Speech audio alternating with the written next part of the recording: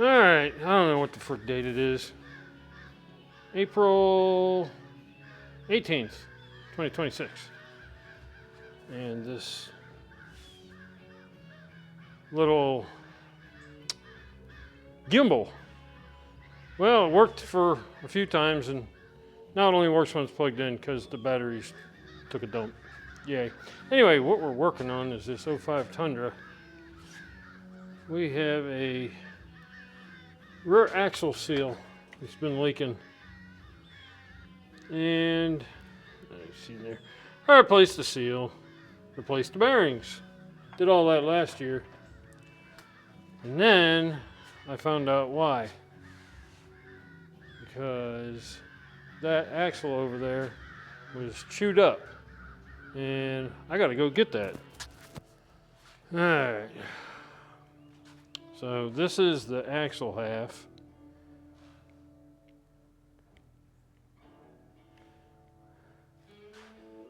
Of that goober. Yeah, drum brakes, easy peasy. Nothing to be afraid of.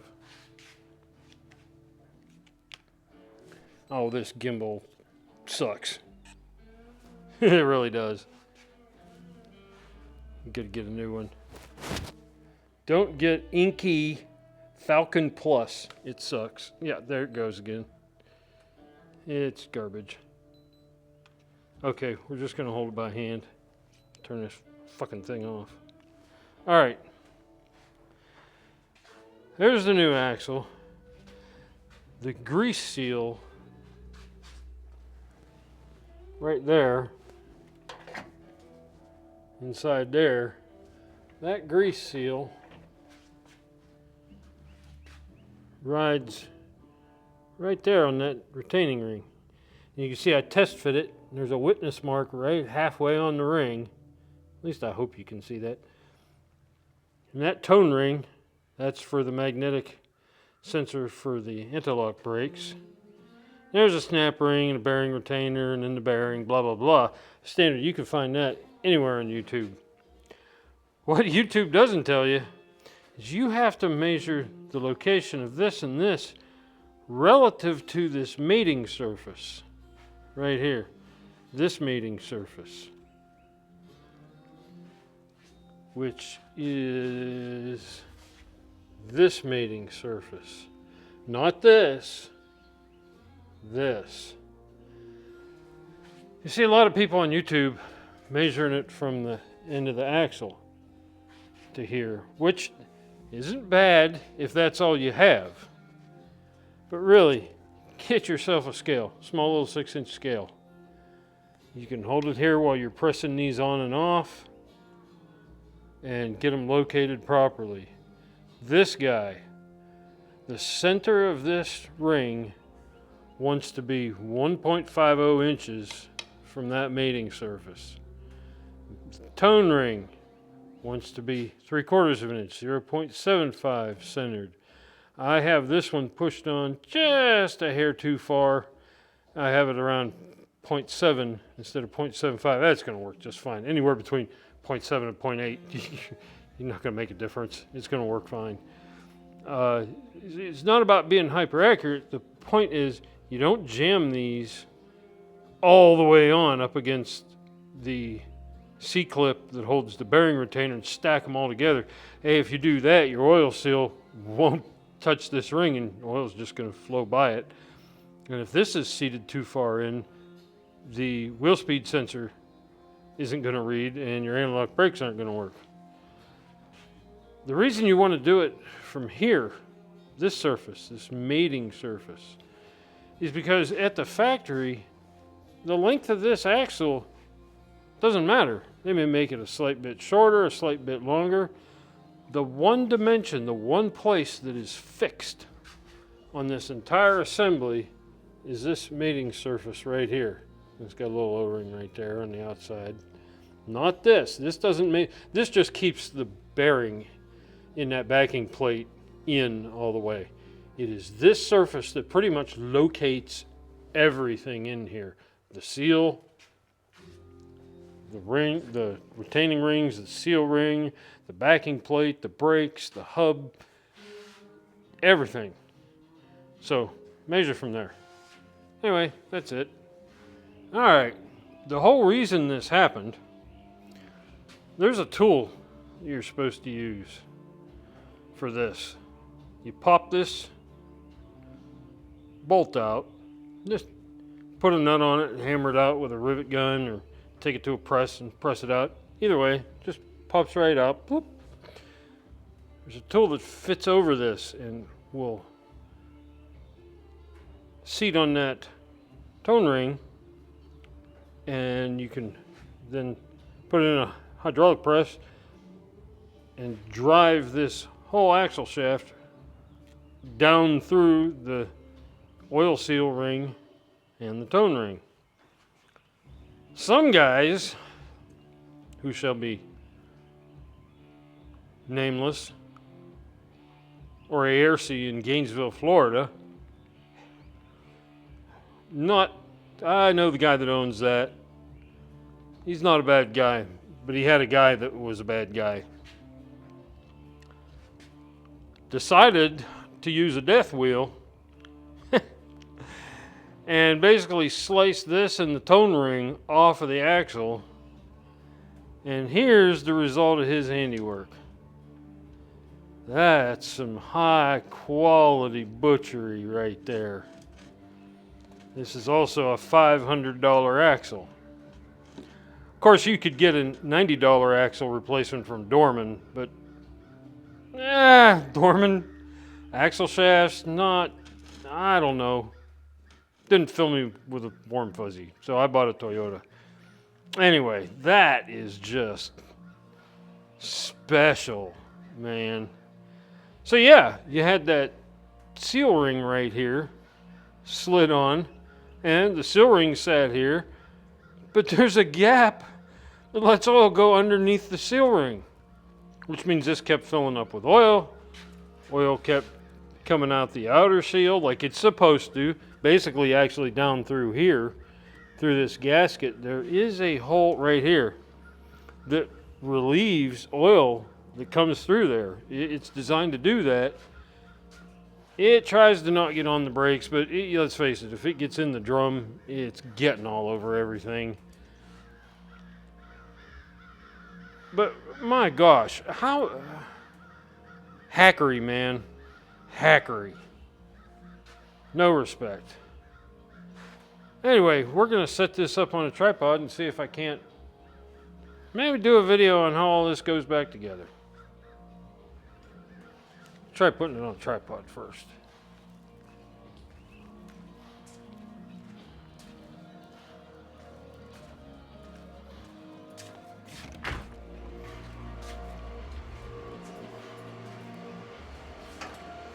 Yeah.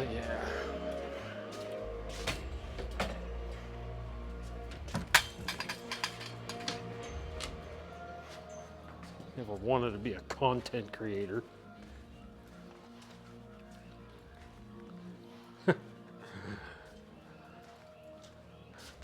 There's the content I'm good at creating. Okay, let's see. Well, if I do that, I'm looking right into the right. So that's probably not optimal. Well, if I do that, then I'm looking into the trouble light. That's not optimal either. And if I go from here, shit. We're just gonna do it like this and let the chips fall where they may.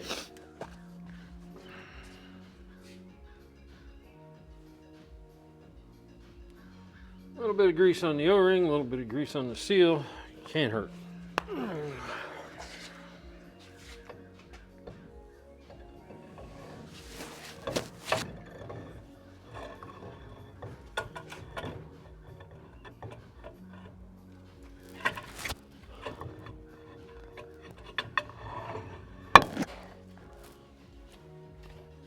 Wheel cylinder goes up. Trying to get it to engage. That was the carrier. Got that. Easy peasy. Let me show you what I'm talking about here with this tone ring. Okay. There's the teeth of that tone ring. Can you see that? Yeah, you know, right behind that brake line. Right there. Yeah, smart Dave. Okay, I think you can see that.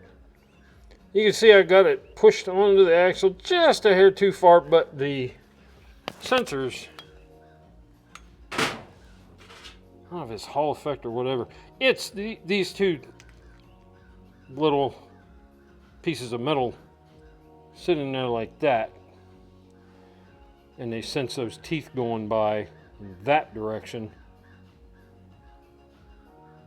That's centered in the hole. That's close enough. See, this is why I don't create content. Alright, this guy goes in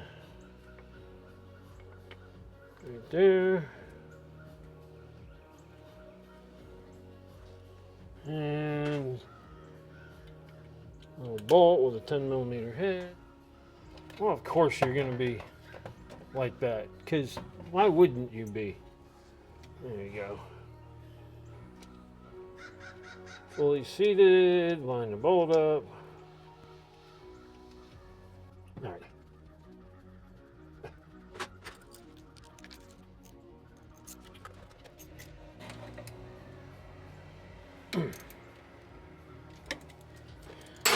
Good and tight sensor here.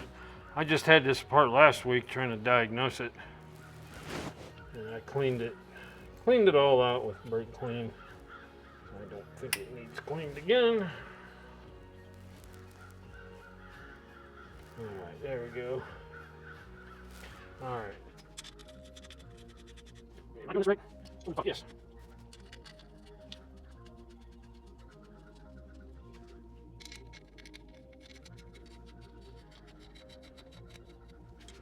No, I think so excited. Working on here.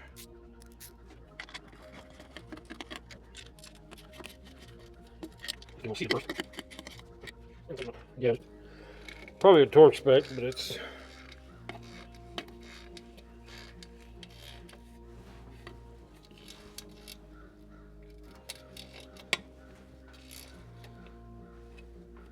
I wouldn't say it's blue torque. Torque face turns blue, but it's pretty darn tight.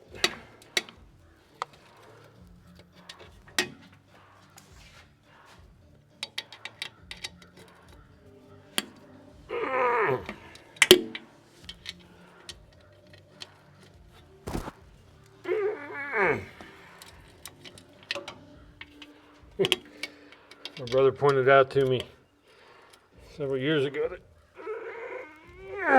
I now make old man noises.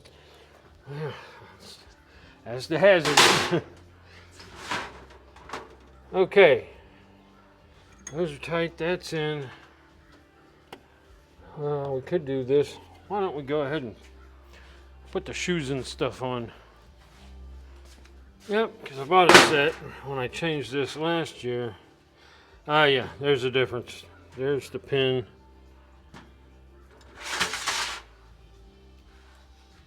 Ah, crap.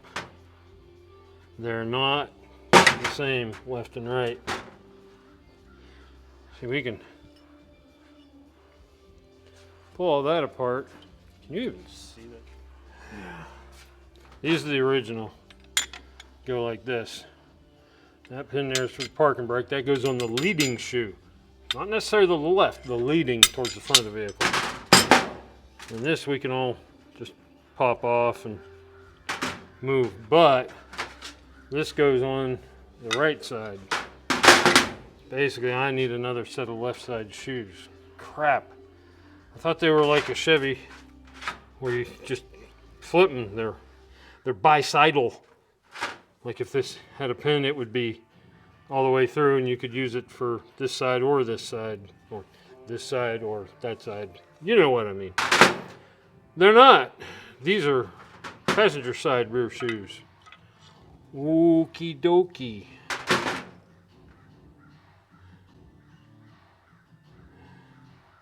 Now leading in this pin is facing the other way, just like that pin's facing the other way. You can't flip that shoe over either.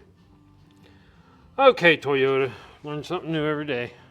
The reason I didn't put those on the right side is because only this side was leaking last year because of the hackery there. I didn't notice the hacked up grooves, or either I noticed and wasn't cognizant of the fact, well, hey, dumbass, oil's getting underneath that ring. I blame the shop, but I blame myself too for not noticing it last year. So now we're fixed, and now we need a whole nother set of shoes, but we got to have shoes anyway. Yeah, they're greasy. Guess we can brake clean them, and hopefully they didn't absorb too much gear oil.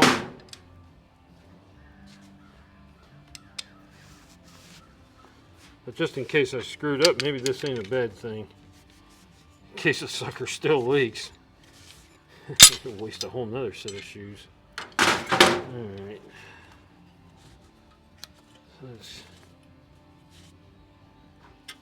Let's get, not yet, no. We gotta get this little parking brake gadget of joy. And it's just a couple springs here and here. This guy goes in there like this, and these springs, once you take those two bolts out, these springs don't have much tension. You can use a pair of needle nose pliers. You can pliers in there. They just want some tabs to look behind this. I'll show you later. Or when you do the brake test. Yeah, this one's on the floor.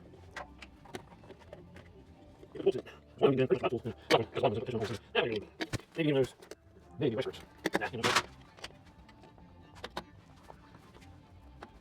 Alright, let's these two bolts here. Oh, you're not. Oh, no, that's just okay.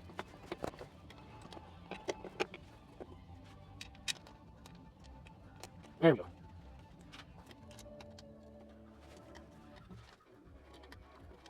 That's a great video. I'll do fighting with 40 bolts.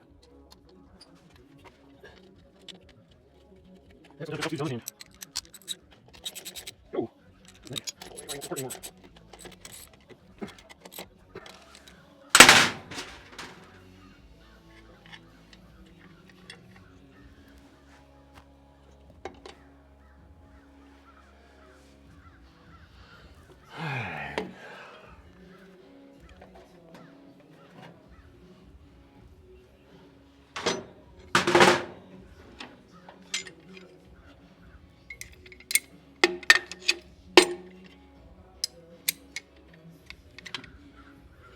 I don't know if you saw that or not.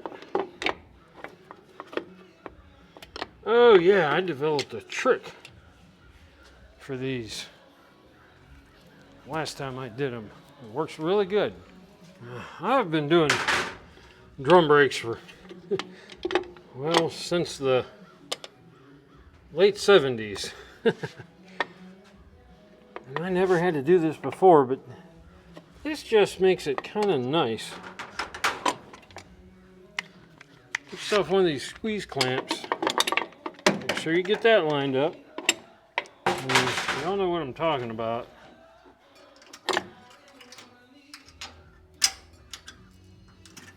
You will now. These little fidgety rods with their springs. The old GM ones, I used to just use my thumbs and put them on. These Toyota ones are a little bit stiffer. They're nice. They're stout. They ain't coming apart. But trying to do that, you need one hand to hold the shoe in place. You gotta hold the pin with your finger. In this hand, you're trying to push and twist. Even with this tool, doing it with two hands, just get yourself one of these and just get it close. Clamp that sucker in place, or reasonably close in place. We got the little guy sticking through, and that guy, and the spring. Whoops! Got it on the wrong way. You want the dimples on the washers towards the spring. Okay. Now I cannot do this left-handed, so hopefully I can move the camera later and show you the whole idea is to get that, you get it on over the cross and turn it 90 degrees and it just stays there like that. Yeah, it's a fiddly pain in the ass. C'est la vie. But these are drum brakes are not difficult.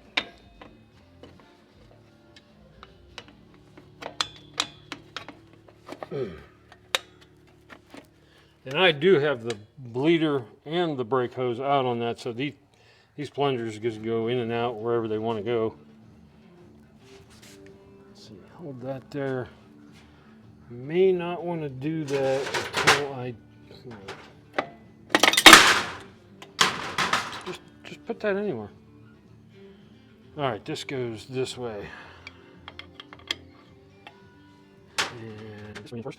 This one back of that. Turn the right way. How does that hold? How does that hold? I think it's there. And you have no pressure. All right, you got it. So put this one on before we put this one on. We get two wedges in. Okay, no. Get that down there. Get that in there. Oh yeah, get the automatic adjuster.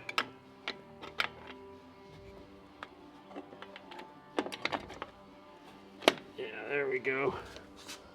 Okay, where's your hole? There's your hole. Get our clamp on you.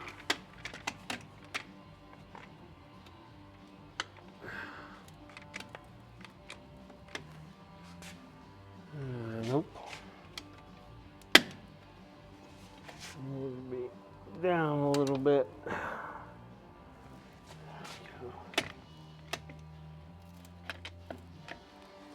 All right.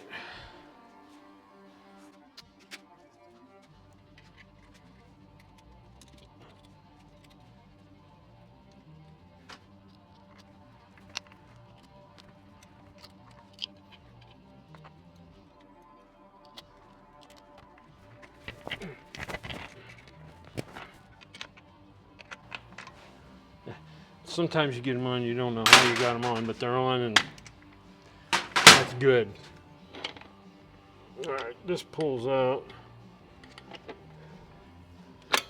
There we go.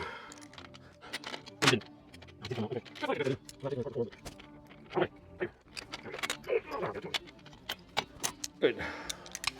That's right there.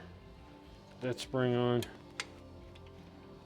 That's in, that's the parking brake cable, and that goes to this guy. And I am gonna go eat some dinner.